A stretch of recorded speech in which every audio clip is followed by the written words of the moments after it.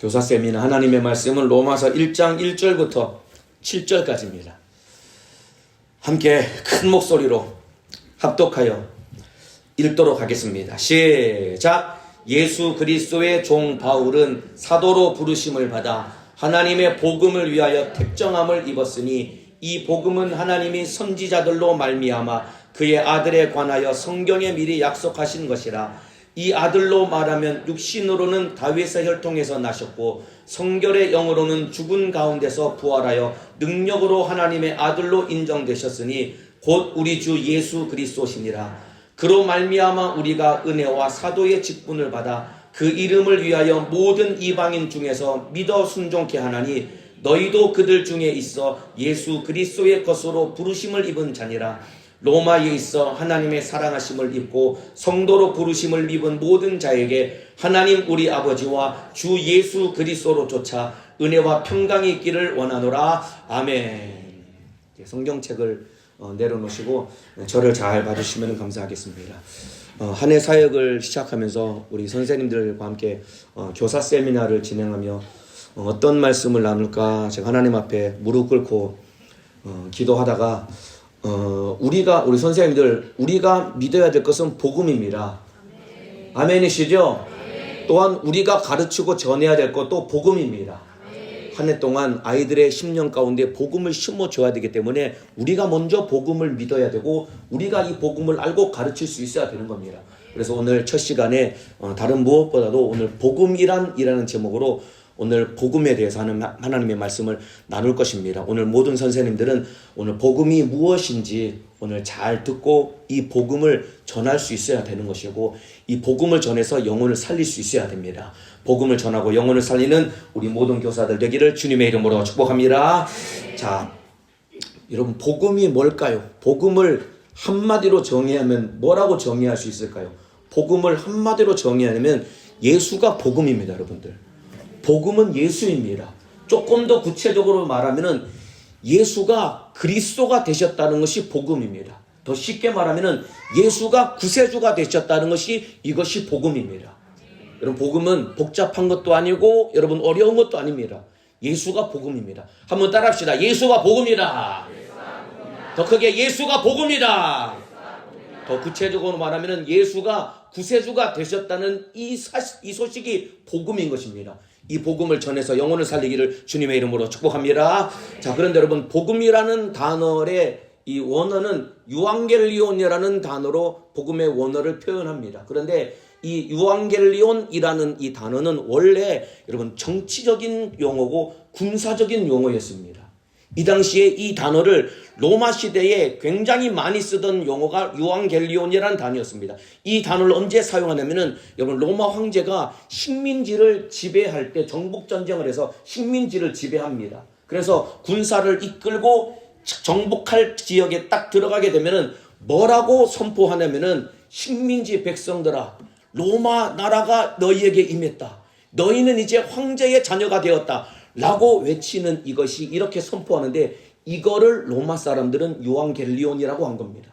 그러니까 식민지 지배당하는 사람들에게 로마 제국이 너희에게 임했다. 너희는 이제 황제가 되었다. 라고 선포하는 것이 이걸 복음이라고 한 겁니다. 그러니까 로마 사람들에게는 이게 기쁜 소식이 되겠지만은 식민 지배를 당하는 사람들에게는 재앙과도 같은 겁니다. 그래서 이게 정치적인 용어고 군사적인 용어입니다. 그런데 여러분 복음 예수님도 이와 똑같은 원리로 이 땅에 오신 것입니다. 여러분 아담이 범죄한 이후에 모든 인류는 참으로 마귀사단 귀신의 지배 아래서 종노릇하고 지옥 갈 자가 되었던 것이 우리의 운명이었습니다. 그런데 하나님의 아들 예수님이 이 땅에 육신을 입고 오신 이유는 무엇이냐면은 죄 때문에 마귀사단 귀신에게 지배당한 우리를 구원하시려고 예수님이 오셨다 이 말입니다. 이해가 되시면 아멘 하시겠습니다. 그렇기 때문에 여러분 참으로 유앙겔리온이라는 이 표현이 선전포고와도 같은 건데 예수님도 이 땅에 오셔서 여러분 참으로 첫 음성으로 내뱉은 말씀이 여러분 이 세상을 향한 선전포고와 똑같았습니다. 제가 읽어드리겠습니다. 마가복음 1장 14절에서 15절 말씀입니다. 요한이 잡힌 후 예수께서 갈릴리에 오셔서 하나님의 복음을 전파해요. 예수님이 하나님의 복음 유앙겔리온을 전파했다는 것입니다. 그러면서 하신 말씀이 가라사대 때가 찼고 하나님의 나라가 가까웠으니 회개하고 복음을 믿으라 하시더라. 때가 찼고 하나님의 나라가 가까웠다. 너희 회개하고 복음을 믿어라. 예수님이 이 세상을 향해서 선전포고를 한 것입니다. 마귀를 향해서 선전포고를 하신 것이다 이 말입니다. 복음을 믿으라는 것이다 이 말입니다. 우리를 향해서 복음을 믿고 구원을 받으라고 예수님이 기쁜 소식을 우리에게 전해주신 것이다 이 말입니다. 여러분, 복음을 증거하는 것은 뭐와 똑같은 것이냐면은, 여러분, 우리가 전하는 복음은 붙들고 사정하는 것이 아닙니다. 여러분들, 우리가 전하는 복음은 선포하는 것이고 선전포고와 같은 것입니다. 이해가 되시면 아멘 하시겠습니다. 그 복음이 임할 때 세상 임금은 떠나가게 되는 것이고 마귀의 지배 아래 있는 영혼을 참으로 복음으로 말미암아 건져 구원할 수 있게 되는 것이다 이 말입니다. 이해가 되시면 아멘 하시겠습니다. 그렇기 때문에 우리 교사들이 복음 들고 싸워야 되는 겁니다. 여러분들, 마귀의 지배 아래 있는 영혼을 건져내야 된다 이 말입니다. 우리가 싸워야 될 대상은 마귀와 싸워서 영혼을 지옥에서 건져내야 되는 것이지, 우리 선생님들, 우리의 싸움의 대상은 사람이 아닙니다. 선생님들, 잘 들으세요. 우리 교회학교 선생님들, 우리가 싸워야 될 대상은 세상과 싸우는 것이고 마귀 역사와 싸워서 영혼을 지옥에서 건져내는 것이지, 여러분, 교사의 직분을 감당하고 신앙생활을 하다가 참으로 옆에 있는 교사와 부딪히고 싸워서 그래서 교사하기 싫다, 못하겠다, 이게 여러분 우리의 교사의 사명이 아니다 이 말입니다. 올 한 해 내가 누구와 싸워야 되고 무엇을 해야 되는지 분명한 인식을 가지고 우리는 복음을 전해야 되는 것입니다. 복음은 선전포고다 이 말입니다. 이 말씀 앞에 무릎 꿇는 자는 구원을 얻게 되는 것이고 이 말씀을 참으로 배타하는 자는 지옥에 갈 수밖에 없는 것이다 이 말입니다. 예수님도 이 땅에 오셔서 천국의 임금이신 예수님이 이 세상에 오셔서 세상 임금을 향해서 선전포고한 것입니다. 때가 가까웠으니 참으로 복음을 받아들이고 회개하고 천국 가라고 예수님이 말씀하셨다 이 말입니다. 우리 교회학교 선생님들 마찬가지입니다. 우리가 한 해 동안 해야 될 것이 무엇이냐? 우리가 맡은 우리 반 학생들에게 복음을 전해야 되는 것입니다. 그리고 지옥 가는 영혼들에게 복음을 전해야 되는 것입니다.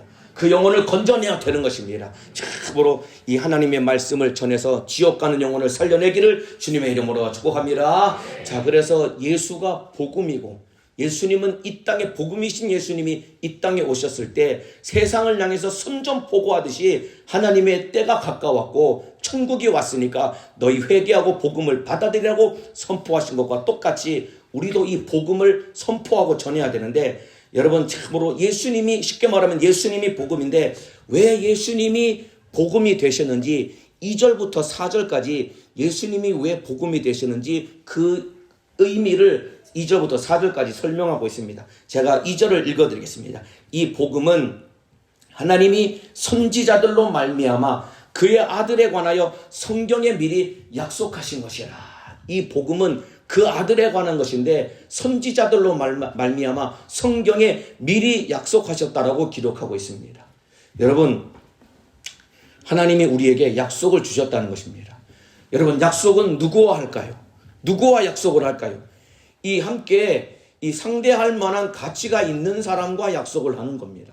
예를 들면 우리 교회학교 출석부를 이제 이번에 만듭니다. 그건 한 250여 권 정도 출석부를 만드는데 그 출석부를 제작을 누구에게 부탁을 했냐면 우리 교회 어떤 집사님에게 출석부 제작을, 인쇄업을 하시는 집사님에게 출석부 제작을 부탁을 드렸습니다. 왜 그분에게 부탁했을까요? 맡기면은 충분히 출석부를 만들 수 있는 자질과 능력을 가지고 계시기 때문에 부탁을 한 겁니다. 우리도 출석부를 만들어 달라고 부탁할 때 그분이 이미 제작에 들어가셨습니다. 왜 제작에 들어가셨을까요?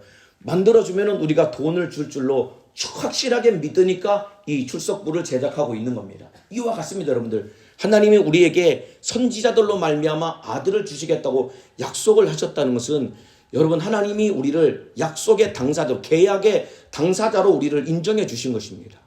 그만큼 우리를 사랑해 주시고 우리를 인정해 주신 것입니다. 여러분, 믿지 않는 사람과 약속을 할 수 있겠습니까?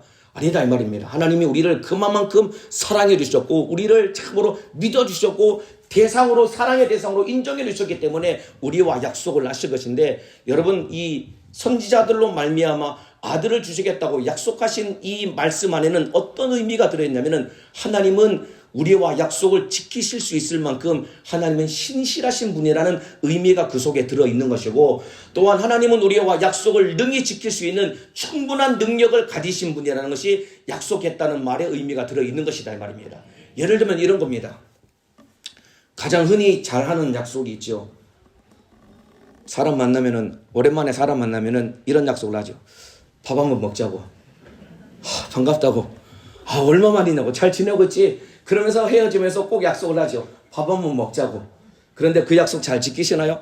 잘 안 지키지요. 왜냐하면 그만큼 우리는 별것 아닌 약속도 우리는 신실하지 못하기 때문에 그냥 내뱉지 그 약속을 지키지 않는다 이 말입니다. 그런데 하나님은 얼마나 신실하시냐. 여러분, 선지자들로 말미암아 아들을 주시겠다고 우리와 약속을 하셨고, 그 약속대로 하나님의 때에 그 아들을 보내셔서 우리의 죄를 짊어지고 십자가에 매달아 죽임으로 말미암아 우리를 구원하여 주셨다 이 말입니다. 이해하시면 아멘 하시겠습니다. 그렇기 때문에 우리와 약속하셨다는 것은 하나님은 신실하신 분이신 것입니다. 하나님은 변하지 않는 분이신 것입니다. 따라합시다. 하나님은 신실한 분이다. 더 크게, 하나님은 신실하신 분이다. 여러분, 우리가 어떤 존재이길래 하나님이 우리와 함께 그렇게 신실하게 약속을 지키셨겠느냐 이 말입니다. 그만큼 우리를 사랑했기 때문이다 이 말입니다. 그리고 또 보세요 여러분들, 이런 약속도 있죠. 야, 네가 이번에 투자를 하면은 6개월 안에 원금의 10배로 내가 돈을 불려줄게. 여러분, 이런 약속하는 사람이 있다고 칩시다. 그 약속 지킬 수 있을까요? 못 지킵니다. 왜 그럴까요? 원금의 10배를 6개월 만에 불릴 만한 능력이 없기 때문에 그렇습니다. 그런 약속하는 사람은 어떤 사람일까요? 거의 대부분이 사기꾼이죠. 사기꾼들이 왜 약속을 못 지킬까요? 능력이 없으니까 사기치고 남에게 피해를 끼친다 이 말입니다. 그런데 보세요 여러분들, 하나님은 아들을 주시겠다는 그 약속을 반드시 지킬 수 있었던 이유는 무엇이냐면, 하나님은 전능하신 하나님이시기 때문에 반드시 그 약속을 지킬 수 있는 능력과 권세가 있는 분이다 이 말입니다. 이해가 되시면 아멘 하시겠습니다. 그러니까 우리에게 아들을 이신 복음이신 아들을 주시겠다고 약속하신 것은 우리를 그만큼 사랑하셨고, 약속을 지킬 만큼 신실하시고, 그리고 참으로 능력 있는 분이 그 약속을 지키셨고, 그 약속대로 아들을 이 땅에 보내셔서 예수님이 십자가 달려 피 흘려 죽으셨다 이 말입니다. 여러분, 이 약속이 내게 이루어졌다고 믿으시면 아멘 하시겠습니다. 왜 아멘 소리가 작습니까? 하나님의 약속이 이루어졌다고 믿으시면 아멘 하시겠습니다. 그렇다면 장차 올 천국도 약속대로 우리에게 주실 것이다 이 말입니다. 뿐만 아니라 우리가 무릎 꿇고 예수 그리스도의 이름으로 구하는 것, 참으로 내 이름으로 기도하면 응답을 주시겠다고 하나님이 약속하셨기 때문에 기도하는 것마다 하나님은 우리에게 응답으로 주실 것이다 이 말입니다. 이 사실도 믿으시면 아멘 하시겠습니다. 진짜로 믿으십니까 우리 선생님들? 기도하면, 예수 이름으로 기도하면 응답된다는 거 진짜로 믿으십니까 선생님들? 그런데 왜 기도 안 하십니까 선생님들? 왜 기도 안 하십니까? 하나님은 신실하셔서 아들을 주시기까지 우리가 약속을 지키셨고, 자기의 이름을 주시면서 기도할 때 응답을 주시겠다고 약속을 하시는데, 그 약속의 당사자인 내가 약속을 받고도 왜 믿지 않고 기도하지 않느냐 이 말입니다. 우리 선생님들 2025년도 한 해 동안 여러분 다른 기도 말고 여러분들 맡은 반 학생들 날마다 이름 불러가며 기도하시기를 주님의 이름으로 축복합니다. 잃어버린 영혼들 이름 불러가며 기도하시기를 주님의 이름으로 축복합니다. 여러분, 잃어버린 영혼, 연락도 제대로 안 되고 신방도 안 되는 영혼 무슨 수로 살리겠습니까? 기도해서 하나님께 맡겨야지요. 하나님, 우리 반에 있는 아무개가 참으로 연락도 안 됩니다. 얘 분명히 살아있는데 참으로 연락도 안 되고 예배도 안 드리고 지금 신앙생활 안 합니다. 하나님, 이 영혼 돌아오게 도와주시옵소서. 이 영혼 예배가 회복되게 도와주시옵소서. 이 영혼 찾게 도와주시옵소서. 내 이름으로 기도하라고 주님이 명령하셨다 이 말입니다. 그렇다면 기도해서 응답을 받으셔야지요. 기도해서 영혼을 살려야 되지 않겠습니까? 기도해서 참으로 약속의 말씀대로 구하는 것마다 응답받아서 여러분이 가지고 있는 문제도 해결받으시고 지옥 가는 영혼도 살려내는 우리 모든 교사들 되기를 주님의 이름으로 축원합니다. 하나님이 우리를 약속의 계약의 당사자로 우리를 택하여 주셔서 우리와 약속하셔서 아들을 주기까지 우리를 사랑하셨다면 구하는 것 모든 것 반드시 응답되는 것이다 이 말입니다. 자, 약속대로 주신 예수님이 우리의 구세주가 되기 위해서 이제 3절 4절에 예수님이 우리의 구세주가 되기 위해서 행하신 것이 두 가지가 있습니다. 그게 뭐냐면은 예수님이 우리의 구세주가 되기 위해서 반드시 필요한 것이 두 가지가 있는데, 첫 번째는 성육신이고 두 번째는 부활입니다. 이게 복음입니다. 잘 들으시길 바랍니다. 복음이 뭐냐면은 예수님이 이 땅에 육신을 입고 오셨다는 것입니다. 그리고 그 예수님이 우리 죄를 짊어지고 십자가 달려 피 흘려 죽으셨다는 것입니다. 그리고 3일 만에 부활하셔서 우리 죄를 해결하시고 우리의 구원을 완성하셨다는 것이다 이 말입니다. 여러분, 이게 복음입니다. 이거 전해야지 지옥 가는 영혼을 살려낸다 이 말입니다. 복음은 어려운 것도 아니고 복잡한 것도 아니고, 여러분 참으로 성경에 기록된 대로 복음을 전하기만 하면 지옥 가는 영혼을 살릴 수 있는 것입니다. 제가 재작년에 이제 회기년도로 따지면 재작년이죠. 여러분 교구에 있을 때 임종환자 붙들고 여러분 복음을 전할 때, 여러분 어려운 말로 복잡한 말로 복음을 전할 수도 없고 전해봐야 알아듣지도 못합니다. 아주 단순하게 복음을, 어르신 죄 때문에 지옥 가게 생겼어요. 그런데 예수님이 어르신 때문에 십자가 달려 피 흘려 죽으셔서 어르신의 죄를 해결하셨답니다. 이 예수를 믿기만 하면 죄사함 받고 천국에 간답니다. 어르신 예수 믿고 천국 가시죠. 아멘. 예수 믿고 천국 가겠습니다. 여러분, 이 짧은 이 복음 듣고 구원받겠다고 고백하면 구원받고 천국 갈 수 있는 것입니다. 이거 전하지 않고 믿지 않아서 지옥 가는 영혼들이 얼마나 많은지 모릅니다. 이따가도 말씀드리겠지만은 우리 교회학교 선생님들 잘 들으시길 바랍니다. 유아 유치부부터 어려서 애들이 우리 교회에서 신앙생활 하면서도 너 어디 가고 싶니? 천국 지옥 중 어디 가고 싶니? 대충 천국은 가고 싶답니다. 그럼 어떻게 천국 가야 되니? 잘 대답을 잘 못해요. 중학생인 애가. 왜 그럴까요? 우리가 복음을 제대로 심어주지 않았기 때문에 그렇단 말입니다.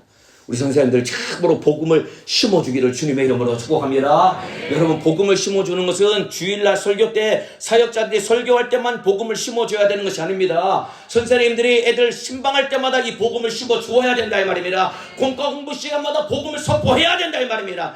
짧은 말이지만은 계속해서 반복적으로 계속해서 말해서 그 영혼을 살려야 된다 이 말입니다. 자, 복음이 뭔지 이제 3절 4절에 기록하고 있습니다. 제가 읽어드리겠습니다.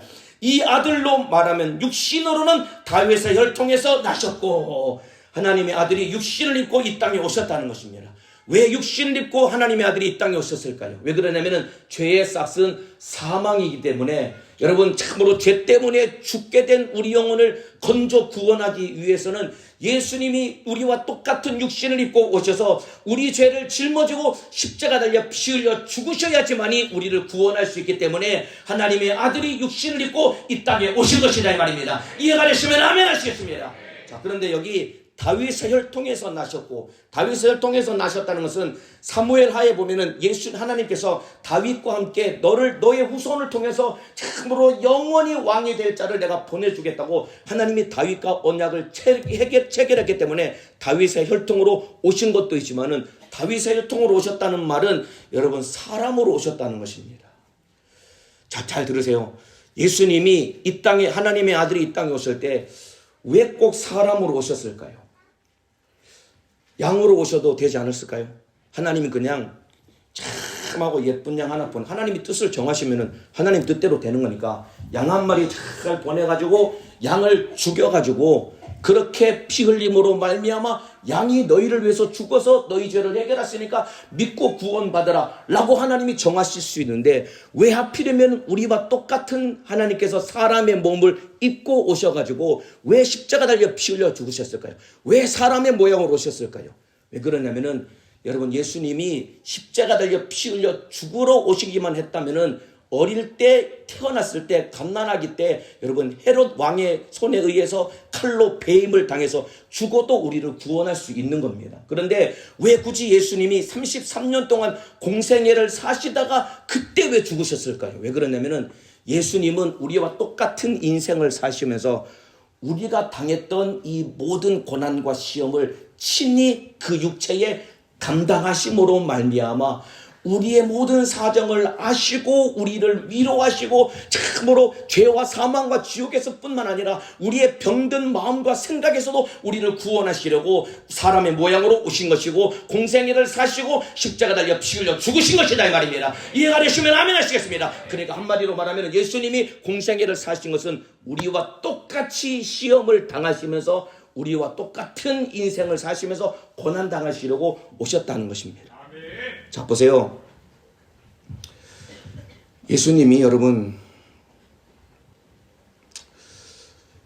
이 30세까지 마리아의 집에서 목수 일을 하시면서 지내셨잖아요.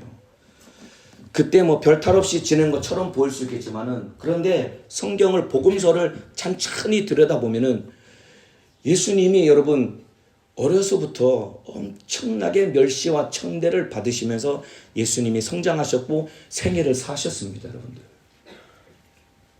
예수님이 엄청나게 멸시와 천대를 받으시면서 생애를 사신 겁니다. 그 증거가 어디 나오면은 마가복음 8장에 보면은 예수님이 자기 고향 나사렛에 복음을 전하러 갑니다. 이때 고향 사람들이 예수님을 엄청나게 무시합니다. 그러면서 예수님을 뭐라고 부르냐면 저가 마리아의 아들 목수가 아니더냐라고 동네 사람들이 그렇게 예수님을 지칭합니다. 마리아의 아들 목수가 아니냐라고 예수님을 그렇게 지칭을 합니다.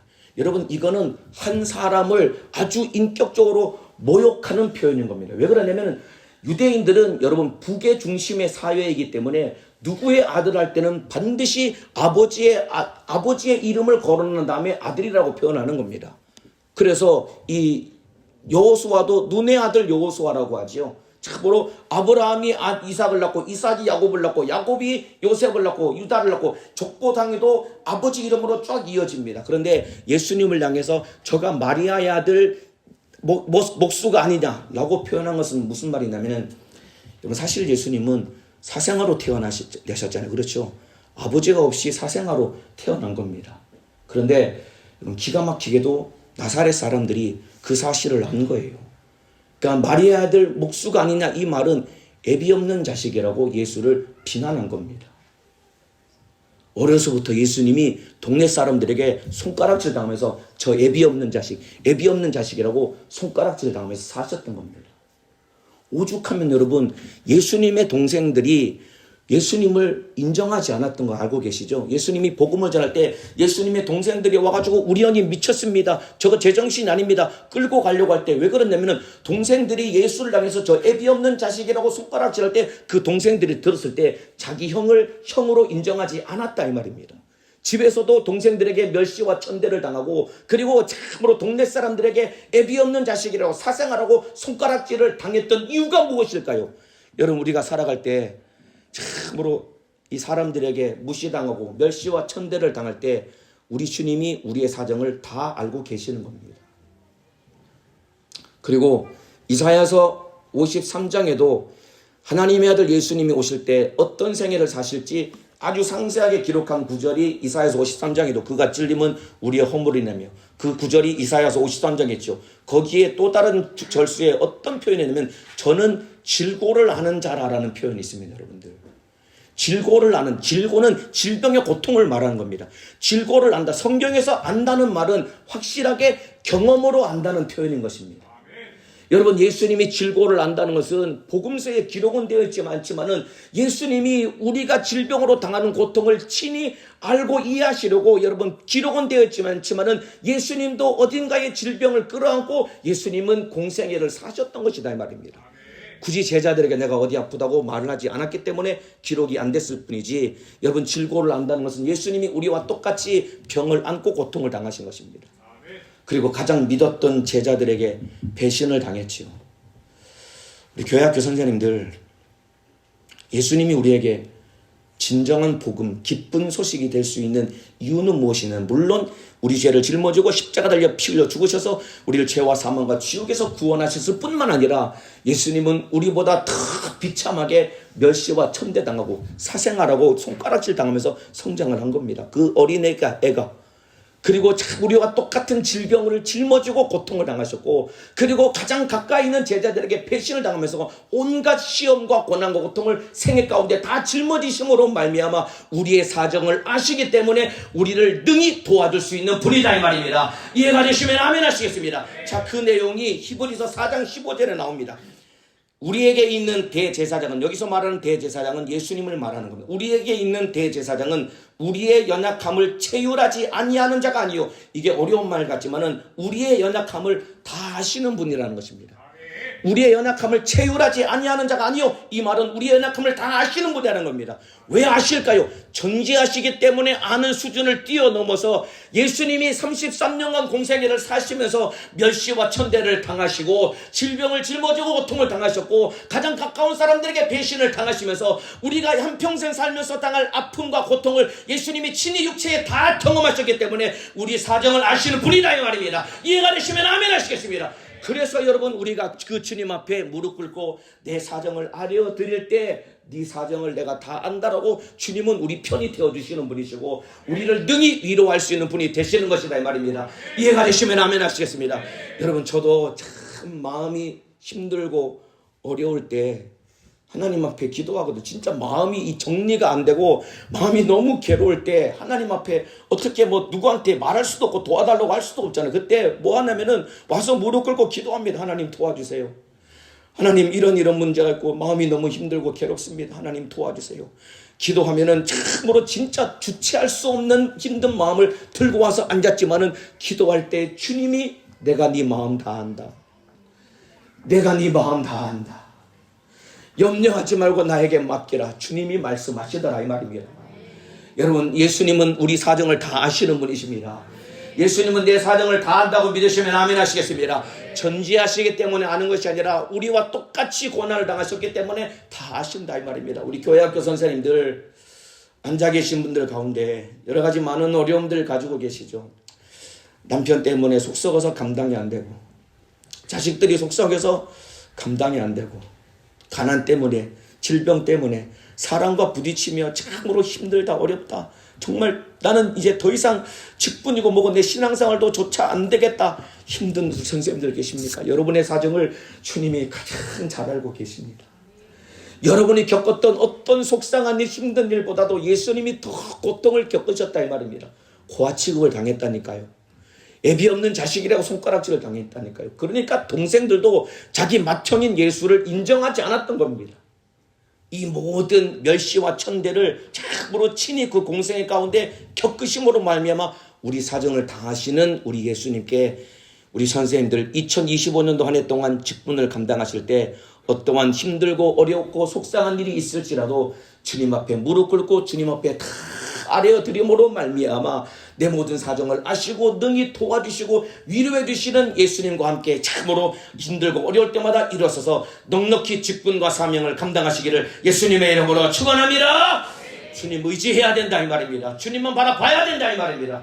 예수님이 육신을 입고 이 땅에 오셔서 사람의 모양으로 오셨던 이유는 우리 사정을 아시려고, 십자가 달려 피 흘려 죽으셔서 우리 죄를 해결하시려고 이 땅에 오셨다 이 말입니다. 자, 그러면서 4절에 성결의 영으로는 죽은 가운데서 부활하여 능력으로 하나님의 아들로 인정되셨으니 곧 우리 구주 예수 그리스도시니라. 십자가에 못 박혀 피 흘려 죽으신 예수님이 부활하셨다는 것입니다.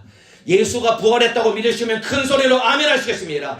여러분, 부활은 뭐냐면은 예수님이 하나님의 아들이라는 가장 강력하고 분명한 증거가 예수님의 부활인 것입니다. 왜냐하면 모든 사람은 죄인으로 태어나서 죄 중에 살다가 죄인이기 때문에 죽을 수밖에 없는 것입니다. 그런데 오직 예수님만 죽으셨다가 부활을 하신 것입니다.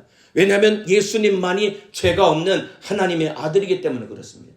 여러분, 사망이 이길 수 없는 유일한 분이 예수님인 거예요. 이 사실을 믿으시면 아멘 하시겠습니다. 사망이 이길 수 없는 유일한 분이 예수님이다 이 말입니다. 비록 우리 죄를 짊어지고 우리 때문에 죽으셨으나 예수님은 죄가 없는 하나님의 아들이기 때문에 사망 권세를 이기시고 부활하셨다 이 말입니다. 그래서 우리 죄가 해결되었다 이 말입니다. 그리고 우리를 구원하셨다 이 말입니다. 여러분, 예수님이 십자가 달려 피 흘려 죽으심으로 말미암아 사망 권세를 멸하신 것입니다. 쉽게 말하면 죽음으로 죽음을 죽여버린 겁니다. 예수님이 죽음으로 죽음을 죽여버린 겁니다. 그리고 그 사망에서 우리를 건져내셨다 이 말입니다. 요한계시록을 읽어봐도 맨 마지막에 심판받는 존재가 무엇이냐면, 마귀사단 귀신보다 맨 마지막에 심판받는 존재가 무엇이냐면 사망이 맨 마지막에 불못에 들어감으로 심판이 끝나버리는 겁니다. 그 사망을 언제 예수님이 끝내버리셨느냐? 십자가 달려 피 흘려 죽으시고 부활하심으로 말미암아 죽음으로써 죽음을 죽이시고 우리에게 영원한 생명을 주셨다 이 말입니다. 이거 이해가 되시면 아멘 하시겠습니다. 그래서 여러분, 복음을 한마디로 간단하게 요약을 하면은 예수님은 육신을 입고 이 땅에 오셔서 내 죄를 짊어지고 십자가에 못 박혀 피 흘려 죽으셨습니다. 그러나 죄가 없는 하나님의 아들이기 때문에 3일 만에 부활하셔서 나를 죄와 사망과 지옥에서 건져서 구원하신 구세주입니다. 여러분, 이게 복음입니다. 여러분들, 예수님은 육신을 입고 이 땅에 오셔서 내 죄 짊어지고 십자가 달려 피 흘려 죽으셨습니다. 그런데 죄가 없는 하나님의 아들이시기 때문에 3일 만에 부활하셔서 나를 죄와 사망과 지옥에서 구원하신 나의 구세주입니다. 여러분, 이게 복음인 것입니다. 이 예수 믿고 너도 죄사함 받고 천국 가라. 여러분, 이거 전해야지 지옥 가는 영혼을 살려낼 수 있는 것입니다. 여러분, 이거 우리 날마다 전해야 되는 것입니다. 아까 말씀드렸죠. 복음은 예수라고 했습니다. 따라합시다. 예수가 복음이라. 조금 더 구체적으로 얘기하면 예수가 구세주가 되셨다는 것이 복음이라는 것입니다. 예수가 구세주가 되셨다는 것은 육신을 입고 이 땅에 오셔서 내 죄 짊어지고 십자가 달려 피 흘려 죽으셨고, 죄가 없는 하나님의 아들이기 때문에 3일 만에 부활하셔서 우리를 죄와 사망과 지옥에서 건져 구원하여 주셨다. 이 예수 믿고 구원받아라. 여러분, 이게 복음인 것입니다. 여러분, 이 복음 우리가 날마다 이 사실을 가르치고 전해야 되는 것입니다. 우리 반학생들에게 이 복음을 심어 주어야 되는 것입니다. 우리 선생님들 아까 처음에 말씀드린 것처럼 애들 물어보면은 대답을 잘하는 애들도 있지만은 구원을 어떻게 받는지에 대해서 대답을 잘 못하는 애들이 있습니다. 여러분, 마음으로 믿어 의에 이르고 입으로 신하여 구원을 받는다고 했습니다. 저는 우리 교회학교 학생들이 여러분 참으로 이 초등학교 중고등부를 마쳤을 때 참으로 예수가 누구고 어떻게 구원을 받는지 복음이 무엇인지 분명하게 말할 수 있는 아이들로 우리를 가르쳐야 되는 것입니다. 이거 누가 가르쳐야 될까? 우리 선생님들이 가르쳐야 되는 것입니다. 어려운 것 아닙니다. 우리는 날마다 설교 시간에 듣는 겁니다. 복잡한 게 아닙니다. 예수가 네 죄 때문에 죽으셨다. 그러나 3일 만에 부활해서 네 죄를 해결했다. 이 예수 믿고 제사 받고 천국 가라. 여러분, 이게 복음의 답니다. 여러분들, 이 사실을 전하는 우리 모든 교회 학교 되시기를 주님의 이름으로 축복합니다. 이거 날마다 전해야 됩니다. 우리 선생님들 아이들 신방할 때마다 계속해서 귀에 딱지가 않도록 전해야 됩니다. 신명기에 보면은 어떻게 아이들을 가르치라고 뭐라고 기록했냐면은 네가 앉아있을 때든지 누워있을 때든지 집에 들어올 때도 나올 때도 이 말씀을 가르쳐라. 그리고 손목에 메고 이마에 메어서 참으로 날마다 이 말씀을 앉을 때든지 일었을 때든지 집에 들어올 때든지 나올 때든지 항상 이 말씀을 계속해서 똑같은 말씀을 반복해서 가르치라고 성경은 기록하고 있습니다. 왜냐하면 그래도 그 아이의 마음속에 복음이 심길까 말까 하기 때문에 그런 겁니다. 계속해서 똑같은 복음을 우리는 전해 주어야 되는 것입니다. 그리고 지옥 가는 영혼을 살려내시기를 주님의 이름으로 축복합니다. 자, 그런데 여기 보세요, 선생님들. 피곤하셔서 눈을 감고 계시는 선생님들, 이제 마지막 정리를 합니다. 저를 잠깐 봐주세요. 지금까지 했던 내용은 뭐 이미 다 알고 계시니까 조르셔도 괜찮습니다. 이제 마지막 내용은 잘 들어주시면 감사를 드리겠습니다. 문제는 복음을 전하는데 아이들이 잘 변하지를 않습니다. 왜 그럴까요? 자, 로마서 1장 16절에 이런 말씀이 있습니다. 내가 복음을 부끄러워하지 아니하노니 이 복음은 모든 믿는 자에게 구원을 주시는 하나님의 능력이 됨이라. 첫째는 유대인에게 또한 헬라인에게로다. 이 복음은 모든 믿는 자에게 구원을 주시는 하나님의 능력이라고 했습니다. 복음은 하나님의 능력입니다. 따라합시다. 복음은 하나님의 능력이다. 복음은 하나님의 능력입니다. 하나님의 능력이기 때문에 복음을 전하면 당연히 사람이 바뀌고 변화되어야 됩니다. 우리 교회학교 선생님들 마찬가지입니다. 저도 여러분 모두가 다 아이들 앉혀놓고 복음을 전하면은 아이들이 참으로 학생들이 변화되어야 되는데 왜 변화가 안 될까요? 왜 그러냐면은 우리가 복음 앞에 나 자신을 무릎 꿇리지 못하고 우리가 종되지 못하기 때문에 그런 겁니다. 그럼 복음의 능력은 누구를 통해서 나타나냐면은 우리가 종이 된 만큼 복음의 능력은 나타나게 되는 겁니다. 아멘이시죠? 아니, 종되기 싫어서 아멘 안 하시는, 우리가 종된 만큼 나를 통해 복음의 능력은 나타나게 되는 것입니다. 자, 그래서 여러분 로마서 1장에 사도 바울이 자기를 소개할 때 뭐라고 소개하냐면은 1장 1절에 예수 그리스도의 종 바울은 자기 자신을 예수 그리스도 종이라고 고백을 합니다. 여기서 말하는 종은 노예를 말하는 겁니다. 여러분, 로마 시대의 노예는 어떤 존재냐면은 가축법의 적용을 받는 거예요. 사람이 아닙니다. 말하는 가축 짐승인 겁니다. 가축을 때려잡아 죽이듯이 노예는 참으로 짐승 다루듯이 대고 짐승 죽이듯이 아무렇지도 않게 죽일 수 있는 것이 노예였습니다. 그런데 바울이 자기 자신을 예수 그리스도의 노예라고 고백을 한 겁니다. 여러분, 바울 원래 이름이 뭔지 아시죠? 바울의 원래 이름이 뭐지요? 우리 교회학교 선생님 이건 아셔야 되는데, 바울의 원래 이름이 뭐지요? 사울이지요. 여러분, 사울이라는 사람은 베냐민 지파 사람이었습니다. 이 베냐민 지파의, 사울이 속해 있던 베냐민 지파의 자기 조상 중에 이스라엘의 초대 왕이 누구였죠? 사울 왕이죠. 사울 왕과 이름이 똑같은 겁니다. 왜 그랬냐면은 바울의 이름을 아마 아버지가 지었을 겁니다. 사울이라고. 그 마음속에 어떤 소원이 있었냐면은 우리 지파에 이스라엘의 초대왕 사울이 있으니 너도 사울왕과 같이 큰 인물이 되라, 훌륭한 인물이 되라 라는 마음의 소원을 가지고 그 아들을 낳았을 때 사울이라는 이름을 지었어요. 왜냐하면 유대인들은 전통적으로 여러분 조상들의 이름을 돌려가면서 쓰는 게 그들의 전통입니다. 그러니까 베냐민 지파 자기 조상 중에 사울이 있었기 때문에 아들을 낳으니까 너도 사울이다, 너도 왕과 같이 존귀한 자가 되라 라고 이름을 지었던 것입니다. 그리고 그런 마음, 아버지의 마음을 알았던지는 모르겠지만은 바울도 자기 인생을 참으로 높은 존재, 존귀한 자가 되려고 얼마나 애쓰며 노력했는지 모릅니다. 그러니까 가말리엘 문화생으로 들어가서 참으로 율법에 정통한 자가 되었고, 공회원이 되었고, 바리새인이 되었고, 율법으로는 흠이 없는 자, 그냥 가만히 내어버려 두면은 유대인의 최고 정점의 지도자로 올라갈 수 있는 모든 조건을 갖춘 사람이 바울이었습니다. 그런데 참으로 다메섹에서 예수님을 만나는 순간 높아지려고 했던 자기의 모든 생각을 다 내어버리고 노예가 되었다고, 종이라고 스스로 고백하면서 노예로 자처했던 것이다 이 말입니다. 그래서 여러분, 진짜 복음을 만나면 사람이 바뀌게 되는 것입니다.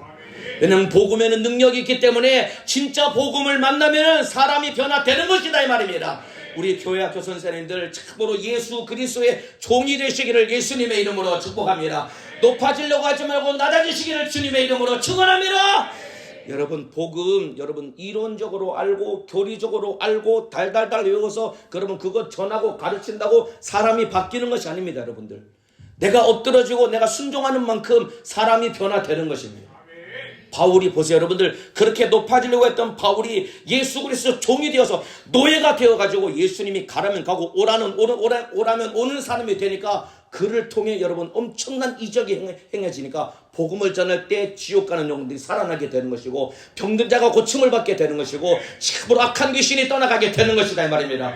저부터서 우리 교회학교 선생님들 2025년도 복음 앞에 우리가 무릎 꿇은 종이 되어서 우리가 복음을 전할 때 죄인들이 회개하고 참으로 예수 이름으로 명령할 때 귀신이 떠나가고 질병이 고침받는 주님이 쓰시는 종과 같은 교사가 되기를 예수님의 이름으로 축원합니다. 이게 교사인 겁니다. 여러분들, 물론 아이들 연락해서 예배 드리게 하고 간식 잘 준비해서 예배 잘 드리게 하고 간식 주고서 그것도 여러분 교사가 해야 되지만, 진짜 교사는 참으로 예수 그리스도의 종이 되어가지고 지옥 가는 영혼을 살리는 것이 이게 진짜 교사가 아니겠습니까? 여러분들, 종이 되시기를 예수님의 이름으로 축복합니다. 따라합시다. 종이 되자. 다시 한번 따라합시다. 노예가 되자. 노예가 되셔야 된다 이 말입니다. 그런데 우리 선생님들 여기 보세요. 저부터서 우리 선생님들 진짜 하나님 앞에 종이 되셨습니까? 진짜 노예와 같은 마음으로 사역을 하고 계십니까? 그렇지 못하니까 우리가 너무 교만해서 내 마음에 안 들면은 그냥 부딪히고 싸우고 불순종하고. 여러분, 노예가 자기 생각과 자기 주관이 뭐가 있겠습니까?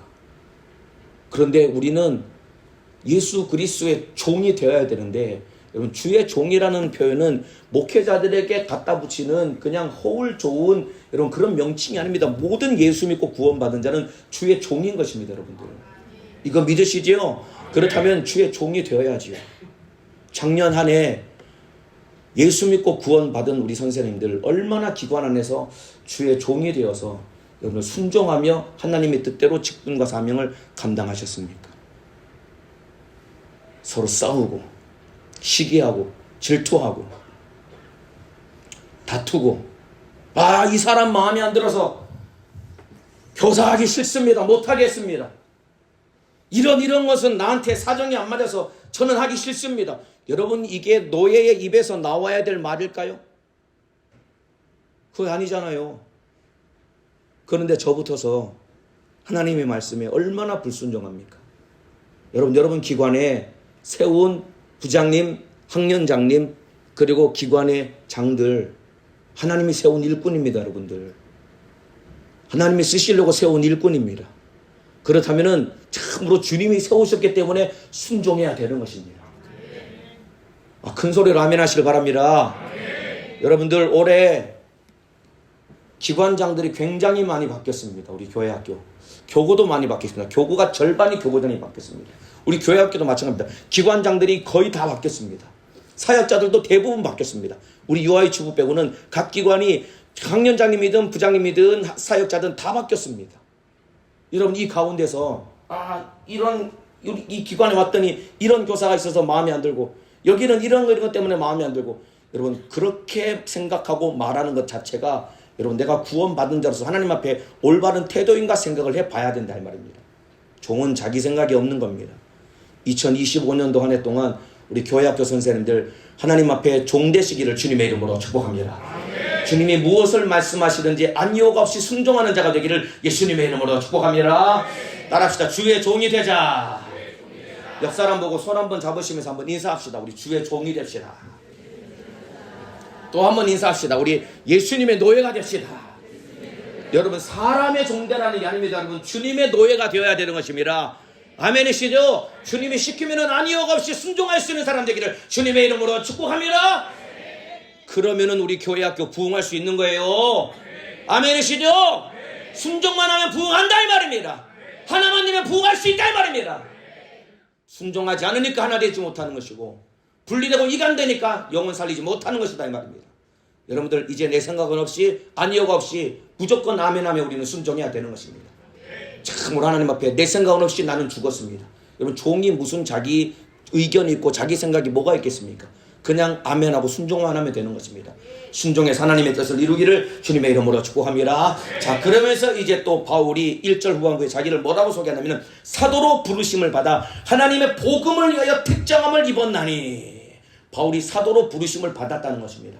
복음을 위해서 택정함을 받았다는 것입니다. 여러분 바울이라는 사람은 예수 믿는 자를 잡아 죽이러 가다가 복음이신 예수님을 다메섹에서 만난 겁니다.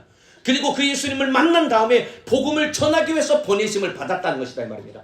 복음을 믿는 자를 잡아 죽이러 가다가 복음이신 예수님을 만났고 그래서 그 인생이 완전히 뒤집어져 가지고 복음을 전하는 자로 택함을 받았고 보내심을 받았다는 것이다 이 말입니다. 이와 똑같습니다. 사도로 부르심을 받아 하나님의 복음을 위해 택정함을 입었나니 이와 똑같이 저와 여러분은 교사로 부르심을 받아 하나님의 복음을 위하여 택정함을 입었나니 주님이 우리를 교사로 불러주셨다 이 말입니다.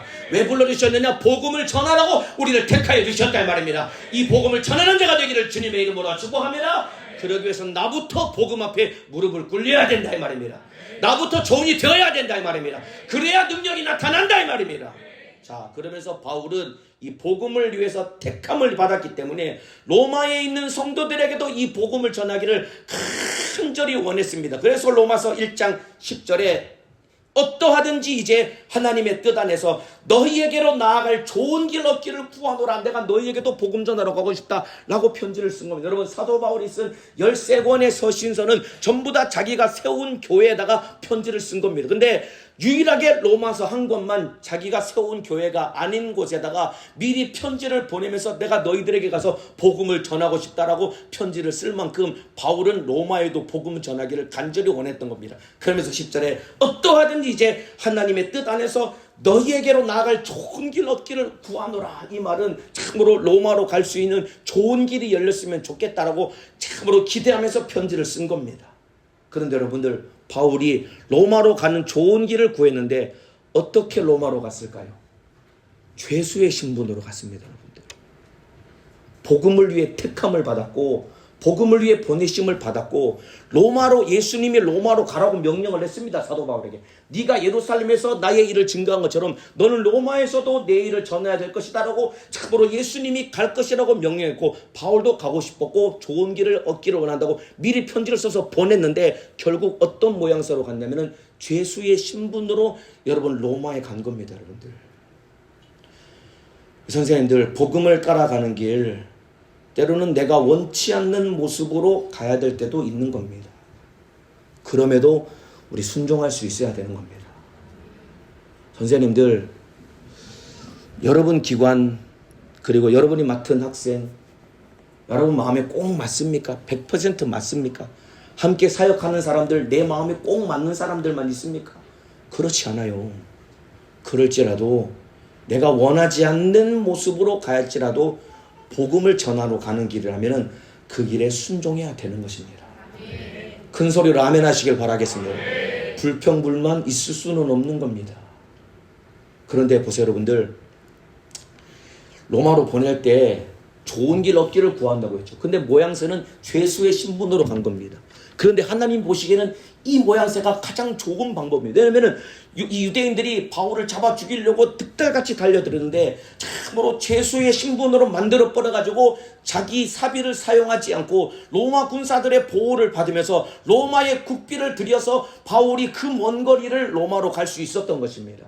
이와 똑같습니다. 참으로 지금 내가 충성하고 우리 교관을 사역하는 것이 내 마음에 맞지 않고 내 마음에 들지 않더라도 여러분, 그것이 하나님이 나에게 주신 가장 좋은 길인 것입니다. 아멘. 인정하시면 큰 소리로 아멘 하시겠습니다. 아멘. 따라합시다. 우리 기관이 가장 좋은 기관이다. 아닌 것처럼 지금 따라하시는데 다시 한번, 우리 기관이 가장 좋은 기관이다. 우리 교사들이 가장 좋은 교사들이다. 최연학 연장님 정말 두 손 간절히 모시고 간절하게 아멘하시는 고백 주님이 들으셨습니다. 우리 디모데 신입학년이 제일 좋은 기관입니다. 감사합니다. 감사해요. 맞아요. 우리 기관이 가장 좋은 기관인 겁니다. 여러분들, 나와 함께하는 교사들이 가장 좋은 교사들인 것입니다. 이해가 되시면 아멘 하시겠습니다. 하나님 말씀에 순종해야 된다 이 말입니다. 그리고 보세요, 여러분들, 그렇게 로마로 가기를 바랬고 좋은 길을 얻기를 구한다고 했는데 결국 바울이 어디서 죽었냐면은 로마에서 결국은 순교를 당합니다. 로마에 갔을 때도 2년 동안 가택연금 죄수의 신분으로 있었는데 거기서도 복음을 전한 겁니다. 죄수의 신분으로 가서 바울이 정확히 2년 동안 가택연금 죄수의 신분으로 있었던 겁니다. 상황과 형편이 안 되니까 사람을 불러다가 복음을 전한 겁니다. 똑같습니다. 우리 교회학교 선생님들, 상황과 형편이 안 될지라도 내 마음속에 복음을 전하고자 하는 마음은 있으면 하나님은 길을 열어주신다 이 말입니다. 죄수의 신분으로 꼼짝 못하니까 사람들을 불러다가 바울 앞에 앉혀놓고 복음을 듣게 해서 로마의 복음이 편만하게 확산된 것처럼 참으로 상황과 형편이 안 될지라도 내 안에 구령 열정만 있으면 하나님은 영혼을 붙여주시는 것이고 나를 통해 수많은 영혼을 살려내실 것이다 이 말입니다. 복음 전하고자 하는 열정이 넘쳐나기를 주님의 이름으로 축복합니다. 구령 열정이 파도치기를 주님의 이름으로 축원합니다. 그리고 마지막 그렇게 가고 싶었던 로마에서 마지막 순교하며 생애를 마감하게 됩니다. 그리고 찬란한 영광, 마지막에 여러분 디모데후서를 기록할 때 나의 달려갈 길을 다 마쳤다, 믿음을 지켰다, 이제 의로우신 재판장이 나에게 참으로 면류관을 씌워주실 것이다, 마지막 이 고백을 하고 주님을 만난 겁니다. 그럼 복음을 위해서 내가 원하지 않아도 길을 가야 되는 겁니다. 마음에 맞지 않아도 길을 가야 되는 것입니다. 올 한 해 사역을 하다 보면은 녹록지 않은 일 얼마든지 만날 수 있습니다. 여러분 기관 안에서도 가정에서도 여러분 환경 속에서도 얼마든지 녹록지 않은 상황들 얼마든지 만날 수 있을 것입니다. 그런데 확실하고 분명한 것은 주님이 여러분의 사정을 다 알고 계시고 힘들고 어려워 보이는 그 길이 주님이 예배해 놓으신 가장 좋은 길인 것입니다. 죄수의 신분으로 가는 길이 바울에게는 가장 좋은 길이었듯이 힘들고 어려운 상황이 있어도 그 길 따라가는 것이 가장 좋은 길인 줄로 알고 입술에 불평불만 남 험담 비판 참으로 내뱉지 말고 어떤 상황에서도 감사하며 순종하며 따라가시기를 주님의 이름으로 축복합니다. 그래서 영혼 살리기를 예수님의 이름으로 축원합니다. 기도하겠습니다. 두 손을 번쩍 듭니다.